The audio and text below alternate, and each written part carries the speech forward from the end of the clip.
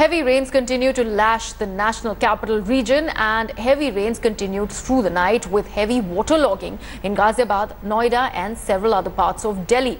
Delhiites will be bracing for another day of traffic snarls due to the waterlogging. And according to SkyMet, western disturbances over Jammu and Kashmir and Pakistan is causing this massive rainfall in the northern India, including Delhi. Remember, on Thursday too, heavy rains caused massive traffic snarls and waterlogging across the national capital region. Roads caved in two places in Noida and Ghaziabad. So heavy rains, as we have been bringing to you these visuals, have been wreaking havoc as far as the national capital is concerned. It is nonetheless a welcome respite from the kind of heat that Delhi has witnessed this summers, but the infrastructural liabilities come to fore right when there are little showers, and you can see there Delhi is on a standstill, and today also massive traffic snarls are expected. Now, as heavy rains wreak havoc in Delhi NCR, the Delhi High Court has come down heavily on the state civic authorities.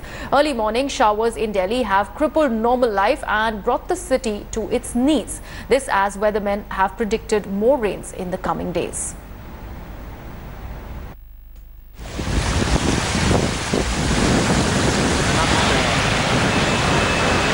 Roads turning rivers in the heart of the national capital. Massive waterlogging across the city. Traffic snarls that lasted hours. All it took was 2 hours of rain on Thursday to bring the national capital on its knees. The crumbling civic infrastructure across Delhi and its suburbs was exposed yet again. A road in Basangouda, Ghaziabad, for instance, caved in at least 23 feet, leaving an apartment right next in danger. All residents in one block were evacuated. Within 1 घंटे के अंदर ये इतना बड़ा गड्ढा हो चुका है, कम से कम 30 फुट और 200 मीटर लंबा, चारों तरफ 30 फुट गहराई में पानी जा चुका है। सुबह यहाँ से बस भी निकल रही थी, बस सिर्फ 5 मिनट की देरी से ही एक बस निकली है, उसके बाद ये गिरना चालू हो गया। इसकी शिकायत कई बार की गई, कोई सुनवाई नहीं होती। अभी 4-5 दिन पहले किया गया, हमारे यहाँ जो नेता हैं उन्होंने किया था, कुछ भी नहीं हुआ इसके बारे में। In Shipra Sun City in Ghaziabad, a man was electrocuted. The 31-year-old was returning home after dropping off his kid at the school bus stop. He apparently stepped on a live wire lying in the open. कई बार तो मेरे को current लगा है, बच्चों को भी लगा। हम लोगों को कहते हैं कि इधर करंट आ रहा है, इधर मत आओ, इधर मत आओ। कहाँ तक हम सेव करेंगे?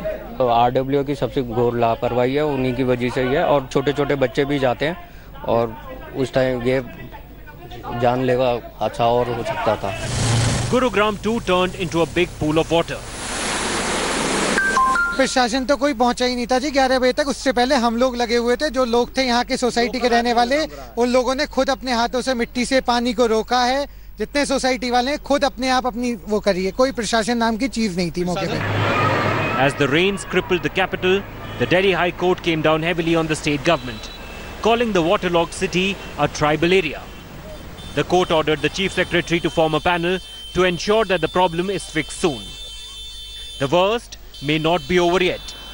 The weatherman has warned of more rains. Delhi is fearing a repeat on Friday. With Chirag Goti in Ghaziabad, Bureau Report, India Today. And rains continue to wreak havoc in North India. Massive landslides and floods have crippled normal life in the state of Uttarakhand and parts of Uttar Pradesh. Heavy rains continue to lash parts of Delhi, Chandigarh, Himachal Pradesh, with more rains expected today. Incessant rainfall has unleashed civic apathy and mishaps. Several buildings collapsed in parts of Uttar Pradesh and Uttarakhand. A 3-story building collapsed in Agra due to heavy rains yesterday. The Khalsi Chakrata road in Uttarakhand was blocked due to heavy landslide yesterday.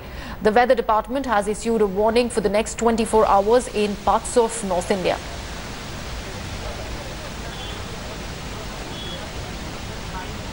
Moving on now, day after 3 children starved to death barely 20 kilometers from Chief Minister's constituency in Delhi, the National Human Rights Commission has issued notices to the Delhi government and the Women and Child Development Ministry over these deaths. The NHRC has taken suo motu cognizance of the incident and asked the Delhi government and Women and Child Ministry to reply with reports in 4 weeks. Remember, 3 girls aged 2, 4 and 8 were taken to a Delhi hospital unconscious by their mother on Tuesday and were later declared brought dead. 20 kilometers from Parliament, in Delhi Deputy Chief Minister's constituency, 3 children have starved to death. The kids aged 8, 4 and 2 reportedly did not have anything to eat, not a morsel, for at least 4 days. The father of Shikha, Mansi and Parul is a rickshaw puller who's been out of work for some time. Their mother says 2 of the kids were suffering from diarrhea. They were rushed to the hospital by the police after their neighbors alerted them. अब किसी को पता हो, कोई बताएगा तो सही कम से कम कि भाई मैं भूखा हूँ, मेरे बच्चे को भूख है, मेरी 2 दुकान है, वो मैं खाने को दूंगा, किराएदार है, मेरे खुद रह रहे हैं, मैं नहीं गई तो वो करूँगा। हमारे जो एक फोरेंसिक एक्सपर्ट है उनका मानना है कि बच्चे बिल्कुल ही जैसे कुपोषण से प्रभावित उनका शरीर था और उनको पोस्टमार्टम में भी यही फाइंडिंग्स मिले। The deaths took place on Tuesday. The next day, Deputy Chief Minister Manish Sisodia met the mother of the children and announced free medical treatment for her. हमारा सिस्टम कहीं ना कहीं फेल हुआ है। अगर बच्चे इतने गरीबी हालत में जी रहे थे, भूख से तड़प रहे थे, अगर भूख से डेथ हुई है, मैंने डायरेक्टरेट ऑफ ICDS को कहा है कि शाम तक मुझे रिपोर्ट दें।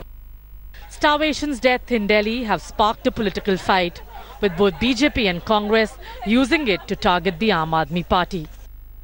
ये बहुत सारे प्रश्न उठाता है। जब ये बच्ची स्कूल जाती थी, जो सबसे बड़ी बच्ची है, वो उसको स्कूल में मिड डे मील नहीं मिलता था क्या, जो कुपोषण से और भूख की वजह से मृत्यु हो गई। हम इनसे पूछना चाहते हैं कि इनकी आम आदमी कैंटीन कहाँ चली गई। इसको ब्लेम गेम ना भी करना चाहूं तो भी मैं अरविंद केजरीवाल जी को बोलूंगा, भैया स्टेट की जो जिम्मेदारियां उसको पूरी करो। 3 बच्चियों का खाने के बिना मौत, मैं समझता हूं दिल्ली के 2.25 करोड़ लोगों को खाना नहीं नीचे जाएगा हलक से। The hunger deaths, a national shame, also echoed in Parliament, with the BJP and the Congress tearing into the Kejriwal government. Death of these 3 children has shocked citizens, especially because it took place in country's capital. But worse were the political reactions that followed. Rather than offer solutions, the BJP and the Congress were quick to accuse the Aam Aadmi Party of neglect. The Delhi government, led by Arvind Kejriwal, while promised the mother of treatment, also quoted confrontation with the Lieutenant Governor over the ration delivery scheme. So the question is, was this merely an isolated incident for politicking? Was this a system failure? Or was it also a case of social apathy, that people were unaware of a family starving to death right next door? Pooja Shali for India Today.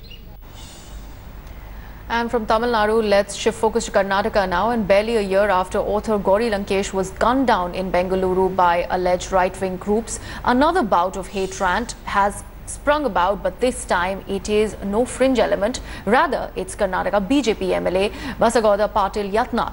Now, addressing a rally on Kargil Vijay Divas, Yatal claimed that if ever he becomes a home minister, then he will gun down all the intellectuals.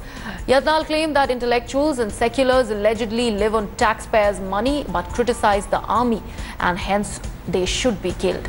Both the Congress and the JDU have lashed out at Yatal, claiming that it's just another manifestation of BJP's hate politics.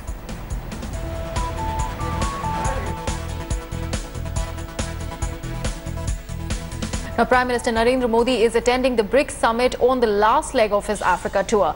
Prime Minister Modi met Russian President Vladimir Putin shortly after arriving at Joburg, and he also met Chinese Premier Xi Jinping on the sidelines of the BRICS summit. The duo is likely to hold a bilateral talk later today, and all eyes are on the two, a meet that comes only 3 months after the informal summit held at China's Wuhan. And the meet will focus on reducing tensions across the line of actual control. Remember, both the countries have already taken several measures to de-escalate tension after the Doklam standoff.